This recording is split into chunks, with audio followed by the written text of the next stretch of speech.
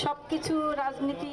গণতান্ত্রিক পদযাত্রায় শিশু এই শিরোনামে রাজধানীর বনানী মাঠে আলোচনা সভা ও পদযাত্রা যৌথভাবে আয়োজন করে আমরা বিএনপি পরিবার ও মায়ের ডাক নামে দুটি সংগঠন। এতে গত ১৭ বছরে গুম খুনের শিকার বিভিন্ন পরিবারের সদস্যরা অংশ নেন। অনুষ্ঠানে প্রধান অতিথি হিসেবে যোগ দেন বিএনপি মহাসচিব মির্জা ফখরুল ইসলাম আলমগীর। এদিন দীর্ঘ সময় পেরিয়ে গেলেও আওয়ামী লীগ সরকারের সময় সংঘটিত গুম খুনের বিচার না হওয়ায় ক্ষোভ প্রকাশ করেন এসব পরিবারের সদস্যরা। আমরা নতুনভাবে আশা পেয়েছিলাম যে আমরা হয়তো আমাদের বাবাদের ফিরে পেতে পারি, কিন্তু তাও আমাদের এটার খোঁজ আমরা কিছু পেলাম না। আমরা যারা গুম পরিবার আছি, আমাদের আন্দোলন কিন্তু এখনো শেষ হয়নি, কারণ আমরা আমাদের বাবাকে এখনো পাইনি। আমার বাবাকেও তারা মামলা দেয়, কিন্তু আমার বাবা পলাতক ছিল, তো সেজন্য আমাকে 18 ঘন্টা গুম করে রাখা হয়।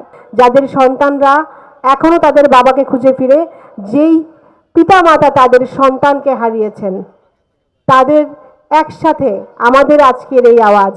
বিএনপি মহাসচিব মির্জা ফখরুল ইসলাম আলমগীর বলেন, জুলাই অভ্যুত্থানের পর গুম কমিশন প্রতিবেদন দাখিল করলেও নিখোঁজদের খুঁজে পাওয়ার বিষয়ে তেমন অগ্রগতি হয়নি। ক্ষমতায় গেলে বিএনপির পরিকল্পনার কথাও জানান তিনি।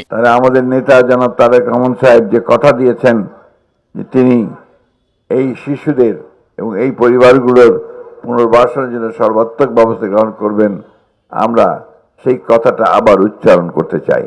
মানুষের কল্যাণে সংস্কার কার্যক্রম এগিয়ে নিয়ে যাওয়ার তাগিদ দেন তিনি। আমরা রাষ্ট্রের পরিবর্তন চাচ্ছি, কাঠামোর পরিবর্তন চাচ্ছি, আমরা সংস্কার চাচ্ছি, কিন্তু সেই সংস্কার, সেই কাঠামো যদি আমার মানুষের সার্বিক উন্নয়নে না আসে, আমাদের এই শিশুদের ভবিষ্যৎকে নির্মাণ করতে সাহায্য না করে, তাদেরকে একটা নিরাপদ সিকিউর জীবন দিতে না পারে, তাহলে সেই সংস্কার কোনো কাজে আসবে বলে আমি মনে করি না। পরে পদযাত্রায় অংশ নেন গুম খুন নির্যাতনের শিকার হওয়া পরিবারের সদস্যসহ আমন্ত্রিত অতিথিরা। এফজে জুয়েল, বৈশাখী সংবাদ।